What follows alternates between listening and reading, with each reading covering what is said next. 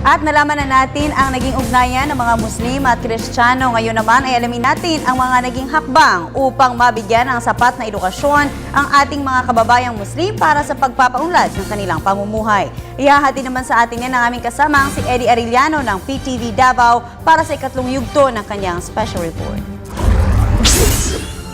Ayon sa mga salaysay ni Dato Jong Magudadato na kahit pa noong panahon na magkasama pa ng tahimik ang mga Muslim at mga Kristiyano sa Central Mindanao, meron ng panglilinlang na ginawa ang ilang mga Kristiyano sa mga dato, kagaya ng pagpagamit ng dato ng kanyang lupain upang sakahin ng Kristiyano.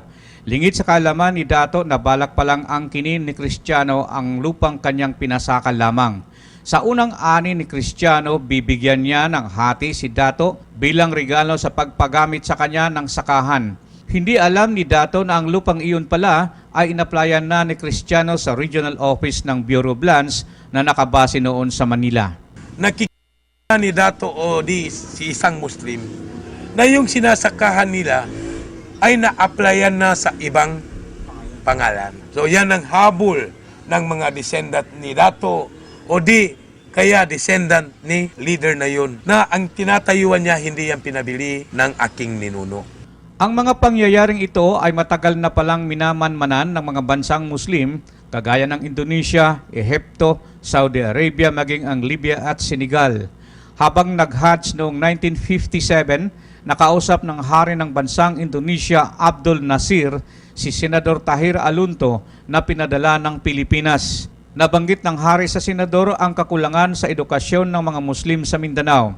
Pinahanap ng hari ang senador ng mga potensyal na mga kabataang Muslim na magiging scholars sa Universidad ng Abdul Basit sa Ehipto. Iminungkahi kaagad ito ni Senator Alunto kay Datong Luminog ng Cotabato ang naturang handog ng hari ng Indonesia na agad tinugunan naman ng mga dato.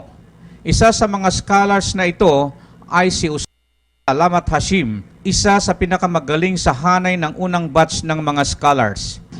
Diyan sa Cotabato na pwede natin ipasend sa Cairo, Egypt na mga estudyante. Nakita niya si Ustad Salamat na desidido rin potential na ipadala doon. Sa madaling salita, unti-unting dumami ang nakapag-aral na mga Muslim na naging scholars sa programang iyon at meron na ring nakapag-aral sa Universidad ng Pilipinas, isa dito si dating MNLF Chairman at Armed Governor Nor Miswari.